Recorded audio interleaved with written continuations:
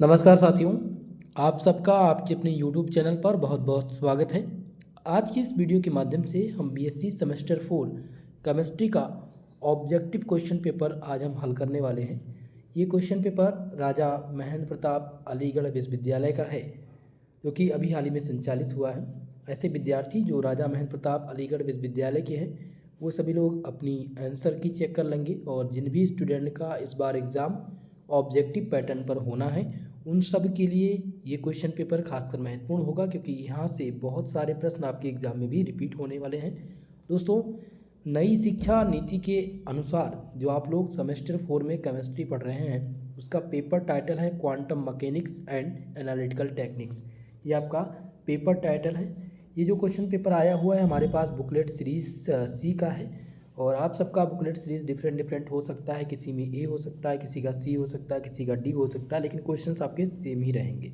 Okay, इस प्रश्न पत्र में 75 प्रश्न पूछे गए हैं ऑब्जेक्टिव मोड में। तो चलिए आज के इस प्रश्न पत्र को हम हल करते हैं। वीडियो को सभी लोग लाइक शेयर कर दीजिएगा, और जो हमारे इस चैनल पर नए हैं चैनल को सब्सक्राइब जरूर कर लीजिएगा। पहला क्वेश्चन यहाँ पर है कि in liquid chromatography the two liquid must be. तो दो क्रोमेटोग्राफी में दोनों द्रव जो होने चाहिए वो क्या होना चाहिए? परस्पर विलेय, अपरस्पर विलेय या आंशिक विलेय, या इनमें से कोई नहीं। तो आप ध्यान रखेंगे आंशिक विलेय होना चाहिए, जिसे कहते हैं partially miscible. Okay, option number C में आपका सही उत्तर हो जाएगा पहले प्रश्न का उत्तर। ओके, चलिए क्वेश्चन नंबर 2, जिसमें पूछा गया था the thin layer chromatography is based on. पतली पर्थ की जो क्रोमेटोग्राफी है वो किस सिद्धांत पर आधारित है? तो ध्यान रखेंगे दोस्तों, वो एब्जॉर्प्शन अधिशोषण के सिद्धांत पर आधारित है। ऑप्शन नंबर ए इस क्वेश्चन में आपका सही उत्तर होगा। नेक्स्ट क्वेश्चन है क्वेश्चन नंबर 3, जिसमें पूछा गया था कि the unit of R F. ठीक है, यूनिट ऑफ क्या पूछा गया है? आर एफ का मतलब क्या हो जाता है? Radio frequency. तो रेडियो फ्रीक्वेंसी की क्या पूछी गई है? यूनिट पूछी गई है। तो रेडियो फ्रीक्वेंसी जो मापी जाती है वो हर्ट्ज में मापी जाती है। तो यहाँ पर ऐसा कोई ऑप्शन नहीं है। तो ऑप्शन नंबर कौन सा टिक करेंगे? डी वाला, इनमें से कोई नहीं। ये इनमें से कोई नहीं है आर एफ की इकाई। चलिए अगले प्रश्न की तरफ। क्वेश्चन नंबर 4, चौथा क्वेश्चन यहाँ पर है कि the pattern on the paper in chromatography is called. तो इसको क्या कहते हैं? किसको क्रोमेटोग्राम कहा जाता है। ठीक है, ऑप्शन नंबर डी इसमें करेक्ट उत्तर हो जाएगा। The pattern on the paper in the chromatography is called chromatogram. चलिए अगला question, question number 5। Next question आपका है कि in chromatography which of the following can be mobile phase be made of. तो जो मोबाइल फेज बना हुआ है वो लिक्विड और गैस से मिलकर के बना हुआ है। ऑप्शन नंबर इसमें आपका बी सही उत्तर होगा, बी सही ऑप्शन हो जाएगा। नेक्स्ट क्वेश्चन कह रहा है कि in an I R spectrum which of the following functional group has the highest frequency. ठीक है, तो इनमें से कौन से फंक्शनल ग्रुप की जो फ्रीक्वेंसी है वो सबसे हाईएस्ट होगी? तो इनमें से ध्यान रखिएगा एल्कोहल का जो फ्रीक्वेंसी है वो सबसे हाईएस्ट होता है। ऑप्शन नंबर डी आपका करेक्ट उत्तर हो जाएगा। नेक्स्ट क्वेश्चन है which of the following vibrational mode of CO2 molecule in Raman active. तो रमन एक्टिव में जो CO2 मॉलिक्यूल का वाइब्रेशनल मोड है वो क्या होगा? तो जो वाइब्रेशनल मोड होगा वो होगा सिमेट्रिक स्ट्रेचिंग। ठीक है, ऑप्शन नंबर कौन सा सही है? बी वाला ऑप्शन इसमें करेक्ट उत्तर हो जाएगा। बहुत लोगों ने जो है तीनों ऑप्शन ऑल ऑफ एबव लगाया हुआ है, लेकिन यहाँ पर जो करेक्ट उत्तर होगा वो सिमेट्रिक स्ट्रेचिंग ही होगा। CO2 अणु का इनमें से जो कंपन मोड सक्रिय है वो सिमेट्रिक स्ट्रेचिंग है। ओके, चलिए अगला क्वेश्चन है नेक्स्ट क्वेश्चन, क्वेश्चन नंबर 8, जिसमें पूछा गया है the various energy level of the rotational spectrum given by. तो जो रोटेशनल स्पेक्ट्रम का एनर्जी लेवल है वो गिवन किया गया है 2B, 6B और 12B। ओके, तो ऑप्शन नंबर कौन सा सही है इसमें? ऑप्शन नंबर ए आपका करेक्ट उत्तर हो जाएगा। मोस्ट इंपॉर्टेंट है, ध्यान रखिएगा। चलिए आगे बढ़ें, इतनी चीज़ें क्लियर है सभी का। चलिए क्वेश्चन नंबर 9, नेक्स्ट क्वेश्चन आपका है विच ऑफ द हाइड्रोजन एडी in following molecule give the triple signal in HNMR spectrum. निम्नलिखित में अणु में से कौन सा हाइड्रोजन एडी एनएमआर स्पेक्ट्रम में ट्रिपलेट सिग्नल बनाता है? तो यहाँ पर ए और दूसरा है डी। अब इन दोनों का बताना है कि इनमें से कौन सा एच एनएमआर स्पेक्ट्रम है जो दोनों में ट्रिपलेट सिग्नल बनाता है। तो ट्रिपलेट जो सिग्नल बनाएगा वो हाइड्रोजन सी बनाएगा।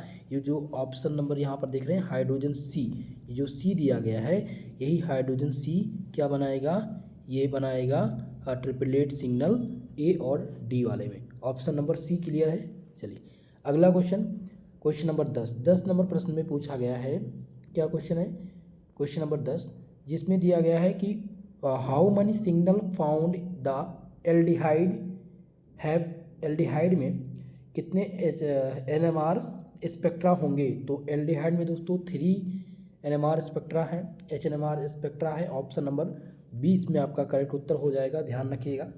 चलिए आगे बढ़े। नेक्स्ट क्वेश्चन नंबर 11 जिसमें पूछा गया है कि try atomic molecule H2O has the number of modes of vibration. एक त्रिपरमाणुक अणु जो कि है H2O, इसमें दोलन के प्रकार की संख्या, तो इसमें दोलन के जो प्रकार की संख्या है वो 3 है। ऑप्शन नंबर ए इसमें आपका करेक्ट उत्तर हो जाएगा। ध्यान रखेंगे ये कई बार रिपीट हुआ है, दीनदयाल उपाध्याय गोरखपुर विश्वविद्यालय में भी आया था, सिद्धार्थ विश्वविद्यालय में भी ये पूछा गया था। ओके चलिए नेक्स्ट क्वेश्चन आपका है कि the vibrational frequency depend upon, कंपन आवृत्ति किस पर निर्भर करती है? तो जो कंपन आवृत्ति है दोस्तों वो रेडियस मास पर निर्भर करती है, ध्यान रखेंगे। ऑप्शन 20 में आपका करेक्ट उत्तर हो जाएगा। फोर्स कांस्टेंट इसमें नहीं होगा, इसमें रेडियस मास होगा, ठीक है। डी वाला ऑप्शन नंबर 20 में करेक्ट उत्तर है।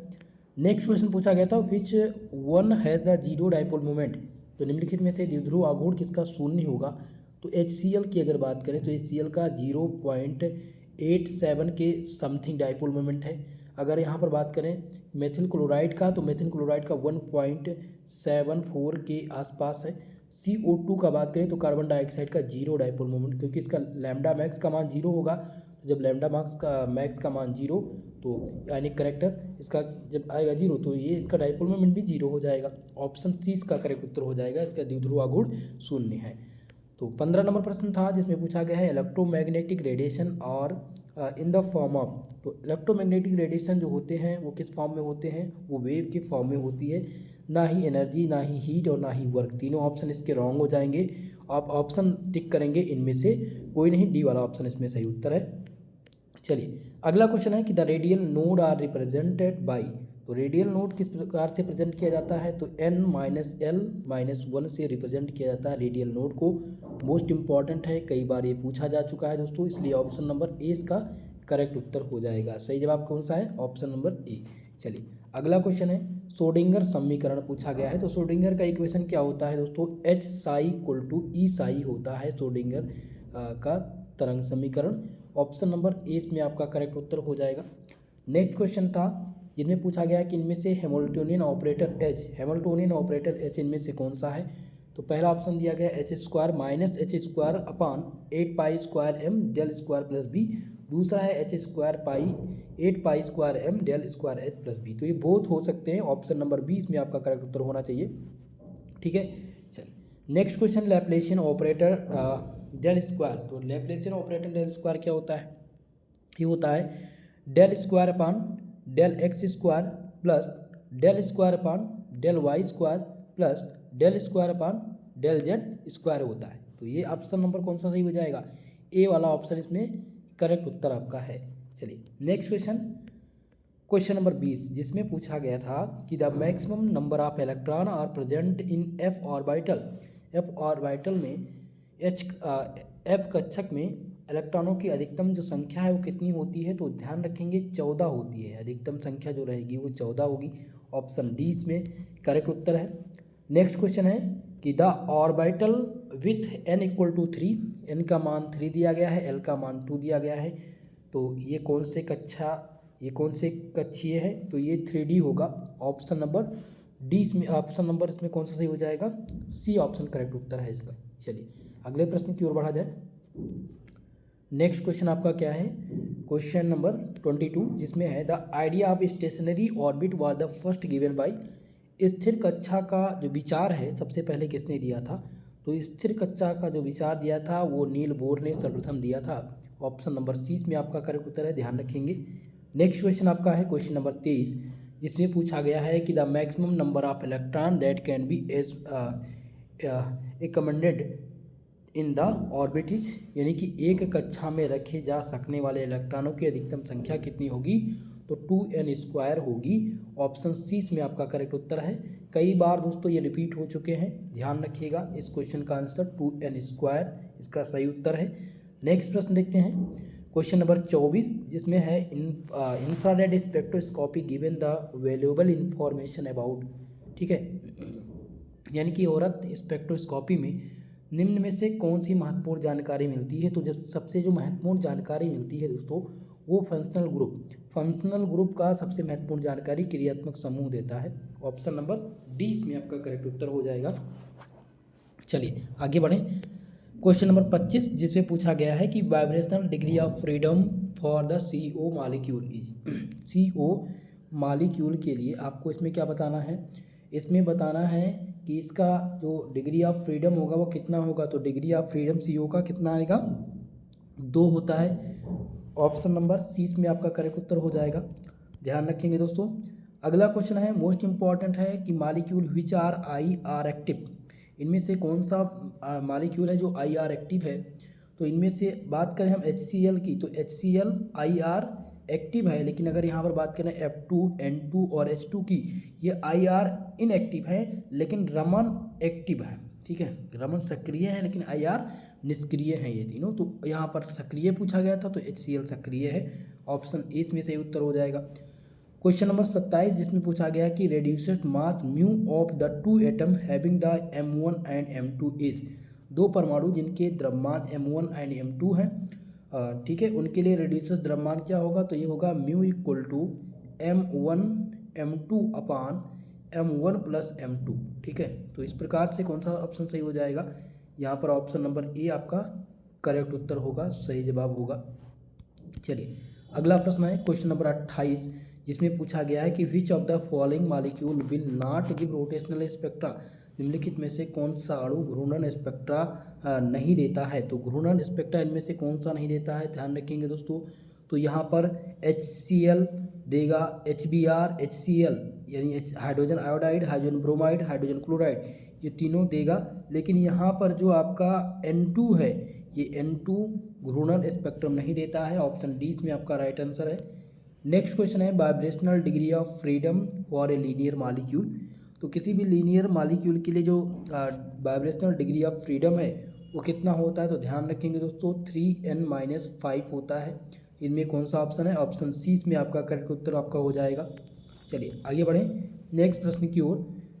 क्वेश्चन नंबर 30, जिसमें पूछा गया है कि the correct expression for rotational constant B is, घूर्णन स्थिरांक बी के मान का सही व्यंजक। तो इसका जो सही व्यंजक है वो हो जाएगा H/8πIc, ठीक है। और इसका जो एग्जैक्ट आंसर होना चाहिए मेरे अकॉर्डिंग तो होना चाहिए ऑप्शन नंबर ए, लेकिन कुछ लोगों ने भी लगाया है, मैं भी इसमें थोड़ा सा सस्पेंस हूँ दोस्तों, ठीक है।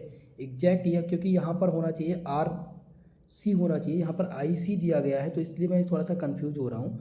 तो इसका एग्जैक्ट आंसर मैं बताना यहाँ पर संभव नहीं समझ रहा, प्रयास करूँगा कि इसका कमेंट बॉक्स में उत्तर मैं दे दूँ। फिलहाल अगर बी लगाए हैं तो आपका आंसर सही होना चाहिए। चलिए अगला क्वेश्चन है 31 नंबर की विच of the following molecule show rotational spectra, निम्नलिखित में से कौन सा अणु घूर्णन स्पेक्ट्रा प्रदर्शित करता है। तो इनमें से जो घूर्णन रोटेशनल स्पेक्ट्रा प्रदर्शित करता है वो है यानी कि H2O पानी क्या होता है, घूर्णन रमन स्पेक्ट्रा प्रदर्शित करता है। ऑप्शन ए इसमें आपका करेक्ट उत्तर होगा। क्वेश्चन नंबर 32, जिसमें पूछा गया ion exchange resin is, ion जो विनिमय रेजिन होता है वो क्या होता है, वो क्रॉस लिंकेड होता है या फिर इनसॉल्युबल पॉलीमर होता है, पर्पस पॉलीमर होता है।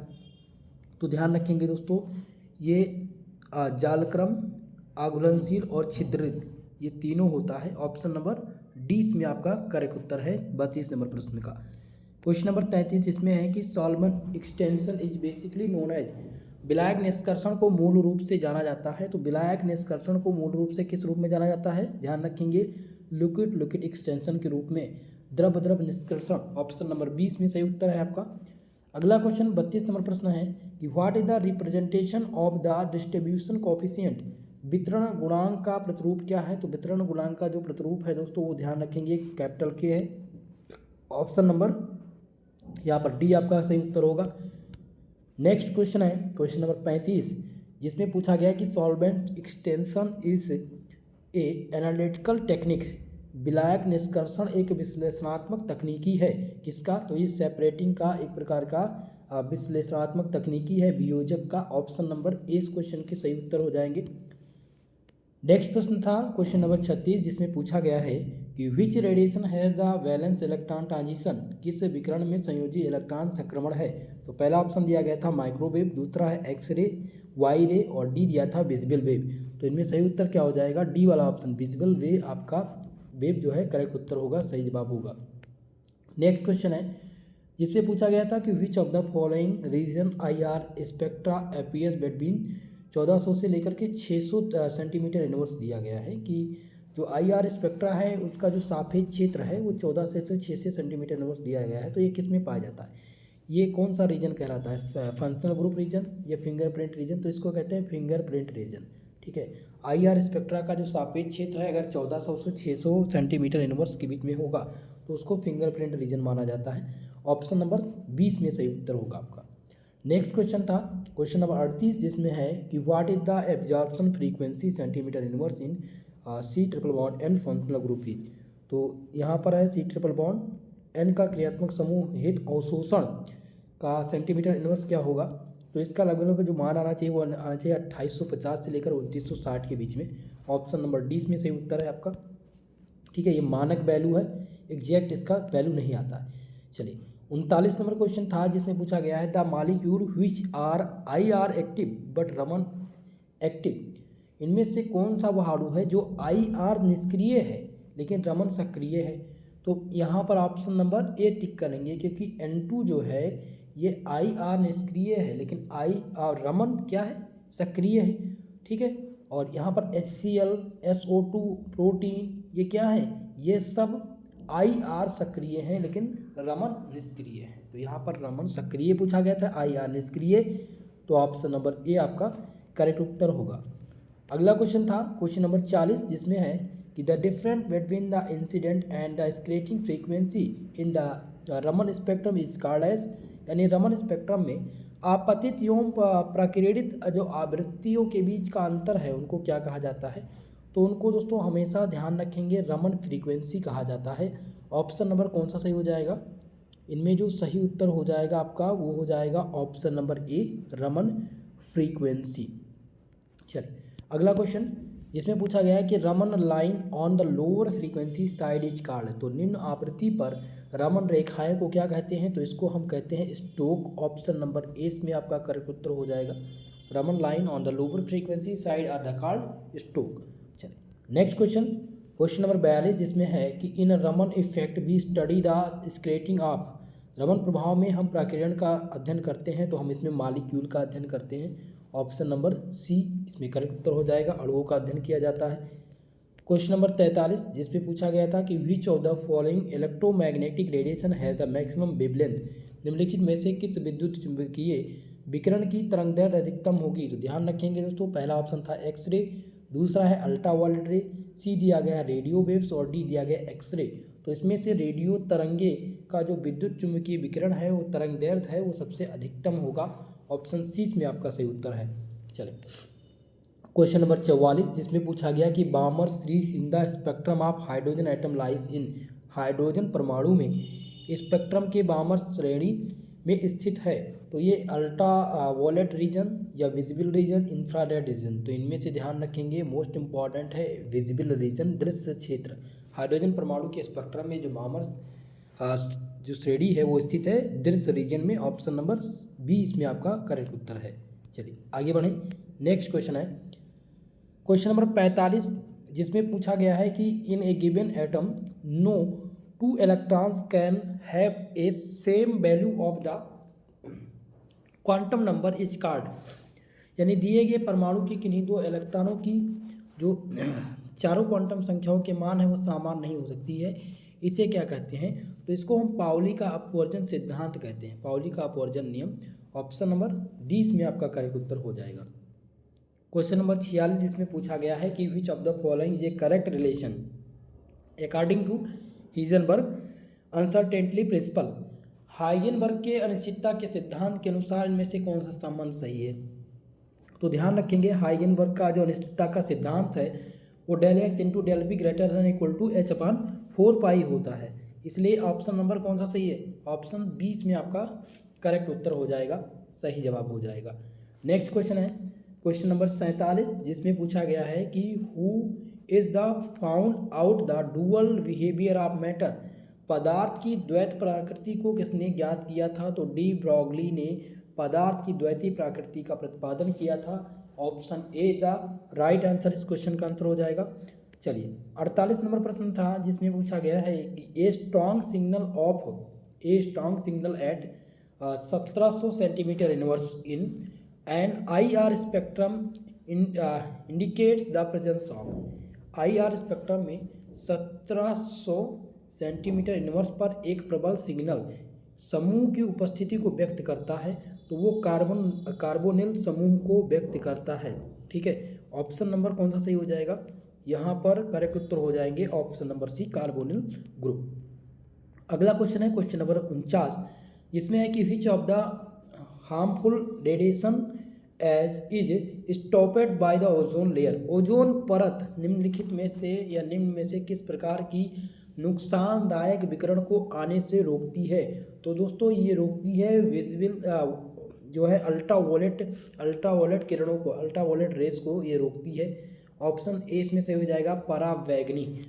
ठीक है, चलिए नेक्स्ट क्वेश्चन है which of the following is an auxochrome. यहाँ पर ऑक्सोक्रोम पूछा गया है, तो पहला ऑप्शन है -NR2, फिर दूसरा दिया गया है C double bond O, C triple bond N, C ये ROR दिया गया है। तो इसमें से आपका ए वाला ऑप्शन सही उत्तर हो जाएगा, ये क्रोमोफोर है, बाकी सभी क्या है ऑक्सोक्रोम है। ठीक है, तो ऑप्शन ए सही है। 51 नंबर क्वेश्चन जिसमें पूछा गया है कि UV visible spectrometer work on. जो UV दृश्यमान स्पेक्ट्रोफोटोमीटर है वो कार्य करता है, तो वो दोस्तों बियर लैम्बर्ट नियम के अनुसार कार्य करता है, Beer Lambert law. Option number 20 में आपका करेक्ट उत्तर हो जाएगा। नेक्स्ट क्वेश्चन है क्वेश्चन नंबर 52 जिसमें पूछा गया है कि निम्नलिखित में से कौन सा बियर लैम्बर्ट नियम की सीमा है, लिमिटेशन पूछी गई है बियर लैम्बर्ट लॉ की। तो पहला है scattering of light due to the particle, ये पहली लिमिटेशन हो जाएगी। दूसरी लिमिटेशन है फ्लोरोसेंस ऑफ द सिंपल। तीसरा है नॉन मोनोक्रोमेटिक रेडिएशन, तो ये सभी क्या है इसके लिमिटेशन है। ऑप्शन नंबर डी इसमें आपका करेक्ट उत्तर है। चलिए अगला question on increasing the pH phenols bathochromic shift P hyperchromic shift blue shift and red shift. ठीक है, जब पीएच का वृद्धि हम फिनॉल में जो फिनॉल की जो पीएच मान है अगर उनको इंक्रीज कर दे बढ़ा दे तो bathochromic shift hyperchromic shift red shift और ब्लू शिफ्ट क्या होगा, तो इसका मान जो आएगा वो पी और एस आएगा। ठीक है, इस प्रकार से कौन सा ऑप्शन सही है, ऑप्शन नंबर डी इसमें आपका करेक्ट उत्तर हो जाएगा। नेक्स्ट क्वेश्चन देखते हैं क्वेश्चन नंबर 54 जिसमें पूछा गया है कि radiation source of the visible radiation is. दृश्य विकिरण के लिए विकिरण का स्रोत इनमें से पूछा गया है। तो दृश्य विकिरण के लिए जो विकिरण का स्रोत है वो सन होना चाहिए, सूर्य होना चाहिए ऑप्शन में। फिलहाल यहाँ पर नन ऑफ दीज दिया गया है, लेकिन मैंने इसको रिसर्च किया, क्वेश्चन गूगल किया, तो इसमें मिला मुझे कि नन्नेस्ट ग्लोबार जो है ये भी जो है हेल्प करता है दृश्य विकिरण के लिए, विकिरण का स्रोत। तो या तो ऑप्शन नंबर बी जिन्होंने टिक किया है उनका सही होगा, या फिर डी ने जिन्होंने टिक किया है नन ऑफ दीज। अभी यूनिवर्सिटी डिपेंड करता है यूनिवर्सिटी पर कि वह इसका कौन सा आंसर मानती है, वैसे एग्जैक्ट आंसर इसका सन होना चाहिए।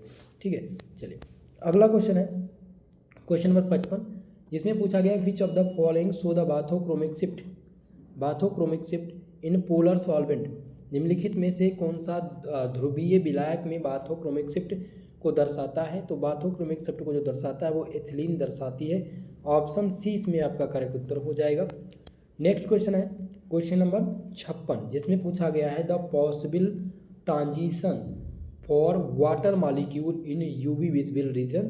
तो इसका जो पॉसिबल ट्रांजिशन होगा वो होगा सिग्मा स्टार पाई से एन से पाई स्टार। ठीक है, तो इनमें से कौन सा ऑप्शन है, यहाँ पर सी वाला ऑप्शन इसमें करेक्ट उत्तर हो जाएगा, सही जवाब हो जाएगा।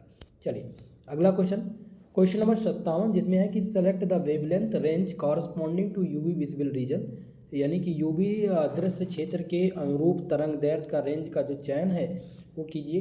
तो इसका जो चयन जो नियम है, जो इसका तरंग दैर्ध्य रेंज है वो है 200 से लेकर के 800 nm तक। ऑप्शन नंबर कौन सा सही हो जाएगा? बी वाला ऑप्शन यहाँ पर करेक्ट उत्तर है आपके। नेक्स्ट क्वेश्चन है क्वेश्चन नंबर 58 जिसमें पूछा गया है कि UV visible spectroscopy is also called as, UV दृश्यमान स्पेक्ट्रोस्कोपी को भी कहा जाता है। तो ध्यान रखेंगे दोस्तों, इसको क्या कहा जाता है? इसको हम इलेक्ट्रॉनिक स्पेक्ट्रोस्कोपी कहते हैं। ऑप्शन सी इसमें सही उत्तर है। यहाँ पर बहुत सारे छात्रों ने आल लगाया था, लेकिन आल वाला नहीं सही होगा। ध्यान रखेंगे, जब भी आपसे पूछे कि यूवी दृश्यमान स्पेक्ट्रोस्कोपी को क्या कहा जाता है तो इलेक्ट्रॉनिक स्पेक्ट्रोस्कोपी के नाम से जानते हैं। चलिए अगला क्वेश्चन, नेक्स्ट क्वेश्चन है क्वेश्चन नंबर 59 जिसमें पूछा गया कि which solvent do not use in UV spectroscopy, इनमें से कौन से सॉल्वेंट का उपयोग स्पेक्ट्रोस्कोपी में नहीं किया जाता है यूवी स्पेक्ट्रोस्कोपी में? तो पहला है एसीटोन, दूसरा है पानी, तीसरा दिया गया है एथिल अल्कोहल और हेक्सेन। तो इनमें से H2O है, एथिल अल्कोहल और हेक्सेन इनका प्रयोग किया जाता है, लेकिन यहाँ पर एसीटोन का प्रयोग नहीं किया जाता है। ठीक है, तो ऑप्शन ए इस क्वेश्चन का करेक्ट उत्तर होगा। नेक्स्ट क्वेश्चन है क्वेश्चन नंबर 60 की studies in NMR spectroscopy, NMR spectroscopy में अध्ययन करते हैं। तो NMR स्पेक्ट्रोस्कोपी में न्यूक्लियर स्पिन स्टेट और इलेक्ट्रॉन स्पिन स्टेट दोनों का अध्ययन किया जाता है, इसलिए ऑप्शन नंबर इसमें कौन सा सही हो जाएगा? सी वाला ऑप्शन इसका करेक्ट उत्तर होगा।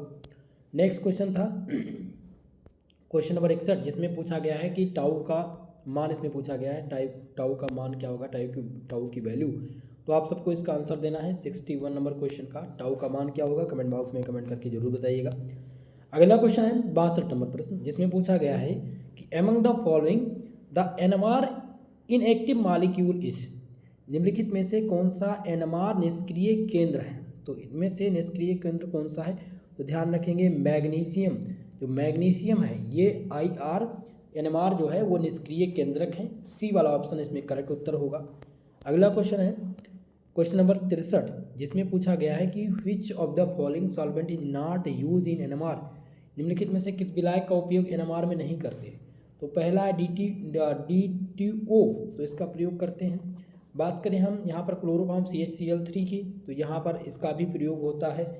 CCl4 कार्बन टेट्राक्लोराइड, इसका प्रयोग नहीं होता है। ऑप्शन नंबर कौन सा सही हो जाएगा? सी वाला ऑप्शन, सी यानी कार्बन टेट्राक्लोराइड का हम NMR स्पेक्ट्रोस्कोपी में उपयोग नहीं करते हैं। चलिए अगला क्वेश्चन है क्वेश्चन नंबर 64 जिसका पूछा गया है कि in which state of matter mass spectroscopy is being the perform, यानी कि द्रव्यमान स्पेक्ट्रोस्कोपी किस अवस्था में किया जाता है? ठीक है, तो ध्यान रखेंगे ये गैसियस स्टेट में होता है। ऑप्शन नंबर सी इस क्वेश्चन का करेक्ट उत्तर है। नेक्स्ट प्रश्न है क्वेश्चन नंबर 65 जिसमें पूछा गया है in mass spectra the most intense peak is the, mass spectra में सबसे तीव्र शिखर किसका है? तो सबसे जो तीव्र शिखर होता है वो बेस पीक का होता है, आधार शिखर का होता है। ऑप्शन नंबर ए इसका सही उत्तर हो जाएगा। नेक्स्ट क्वेश्चन था दोस्तों जिसमें पूछा गया है क्वेश्चन नंबर 66 कि in mass spectrum M18 peak in indicate loss of, द्रव्यमान स्पेक्ट्रम में M18 शिखर किस हानि का संकेत देता है? तो ये वाटर मॉलिक्यूल के हानि का संकेत देता है, यानी कि ऑप्शन नंबर डी इसमें सही हो जाएगा, जल अणु। ओके, नेक्स्ट क्वेश्चन था क्वेश्चन नंबर 67 जिसमें है कि factor that the affect chemical shift are, रासायनिक विस्थापन को प्रभावित करने वाले कारक कौन से हैं? तो रासायनिक विस्थापन को जो प्रभावित करने वाले कारक हैं दोस्तों उनको क्या कहा जाता है? तो उनको ध्यान रखेंगे यहाँ पर हाइड्रोजन बॉन्डिंग, वंडरवाल शील्डिंग और एनेस्ट्रोपिक इफेक्ट, ये सभी कहा जाता है। ऑल ऑफ दीज इसके करेक्ट उत्तर हो जाएंगे, डी वाला ऑप्शन सही है। नेक्स्ट क्वेश्चन है the value of nuclear spin for Na, तो यहाँ पर सोडियम का जो न्यूक्लियर चक्रण का मान है वो क्या होगा? तो ध्यान रखेंगे जो इसका मान आएगा वो आएगा 3/2। ऑप्शन ए इसमें आपका करेक्ट उत्तर हो जाएगा। नेक्स्ट क्वेश्चन है मास स्पेक्ट्रोस्कोपी इज यूज, जो मास स्पेक्ट्रोस्कोपी है द्रव्यमान स्पेक्ट्रोस्कोपी का उपयोग हम करते हैं, तो इसका उपयोग हम अणुभार के निर्धारण में करते हैं, समस्थानिकों की अधिकता के निर्धारण में, मिश्रण के मात्रात्मक विश्लेषण में। तो इसलिए ऑप्शन डी टिक करेंगे, ऑल ऑफ दीज, ये सभी आपके सही उत्तर है। ओके, चलिए अगला क्वेश्चन देखते हैं, क्वेश्चन नंबर 70, जो कि मोस्ट इम्पॉर्टेंट है। इसमें पूछा गया the number of signal in PMR spectrum of CH3O CH2 CH3 will be. तो इसका जो मान आएगा वो कितना आएगा दोस्तों, वो 4 आएगा, क्योंकि इसमें डिफरेंट प्रकार के 4 हाइड्रोजन आइटम ऐड है, तो इसलिए इसका 4 सिग्नल आएगा। ऑप्शन डी इसमें सही उत्तर होंगे आपके। नेक्स्ट क्वेश्चन, क्वेश्चन नंबर 71 है, जिसमें पूछा गया in mass spectroscopy the relative height of the parent peak in maximum the among the following. द्रव्यमान स्पेक्ट्रोस्कोपी में पेरेंट पीक के सापेक्ष ऊंचाई निम्नलिखित में से सबसे अधिकतम किसकी होगी। ऑप्शन है कीटोन, एमीन, एस्टर या फिर एरोमेटिक यौगिक। तो दोस्तों इसमें एरोमेटिक यौगिक आप लोग टिक कीजिएगा, जिन्होंने एरोमेटिक यौगिक लगाया है उनका सही ऑप्शन है। ठीक है, थोड़ा सा मुझे सस्पेंस है इस क्वेश्चन में, एग्जैक्टली मैं इसके साथ नहीं हूँ। ओके, लेकिन मेरे अनुसार जो इसका आंसर होना चाहिए वो एरोमेटिक यौगिक होना चाहिए। और किसी को इस क्वेश्चन पे डाउट है तो कमेंट बॉक्स में कमेंट करके जरूर बताइएगा भाई।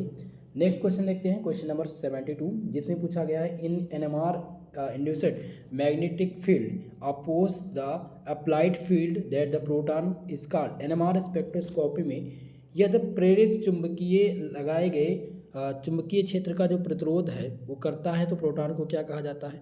प्रोटॉन को हम क्या कहते हैं, तो इसको सील्डेड कहते हैं, सील्डेड होना चाहिए। यहाँ पर सील्ड दिया है, तो यहाँ पर ऑप्शन ए में से उत्तर हो जाएगा सील्डेड। ओके, चलिए अगला क्वेश्चन है how many NMR signal in NMR spectra of methane is obtained. Methane में कितने NMR सिग्नल प्राप्त होंगे। तो पहला ऑप्शन है ए दिया गया है 1, दूसरा है 2, सी ऑप्शन है 3 और डी दिया गया है 4। तो इसमें जो सिग्नल की संख्या होगी मीथेन में वो 1 सिग्नल होगी। ऑप्शन ए इसमें आपका करेक्ट उत्तर होगा। नेक्स्ट क्वेश्चन है दोस्तों, जिसमें पूछा गया है कि the inert gas use in the ionisation stage of mass spectroscopy is. द्रव्यमान स्पेक्ट्रोस्कोपी के आयनीकरण में जो अक्रिय गैस हैं वो कौन से हैं, तो आर्गन और नाइट्रोजन इसमें सम्मिलित हैं। तो इनमें से ऑप्शन कौन सा हो जाएगा, बी वाला आर्गन, क्योंकि यहाँ पर नाइट्रोजन नहीं है, तो यहाँ पर बी वाला ऑप्शन आपका करेक्ट उत्तर है 74 नंबर प्रश्न का। नेक्स्ट क्वेश्चन आपका है, जो कि इस प्रश्न पत्र का लास्ट क्वेश्चन है 75 नंबर। What are the main criteria on the which mass spectrometer use for. द्रव्यमान स्पेक्ट्रोमीटर में उपयोग का मुख्य मान क्या है। तो इसका जो मुख्य मान है दोस्तों वो हो जाएगा concentration of element in the sample. नमूनों में तत्व की सांद्रता मापना ये द्रव्यमान स्पेक्ट्रोमीटर का सबसे उपयोग या सबसे मुख्य कार्य है। ऑप्शन सी इसमें करेक्ट उत्तर हो जाएगा। इस प्रश्न पत्र में दोस्तों 75 क्वेश्चन पूछे गए थे, जो कि मैंने अपनी तरफ से सॉल्व करा दिए हैं। किसी भी प्रश्न पे अगर आपको डाउट है तो कमेंट बॉक्स में कमेंट करके ज़रूर बताइएगा। बाकी अगर इस क्वेश्चन पेपर का आप PDF चाहते हैं तो हमारे टेलीग्राम चैनल से जुड़ जाइए, जिसका लिंक डिस्क्रिप्शन बॉक्स में है, आप वहां से प्राप्त कर सकते हैं।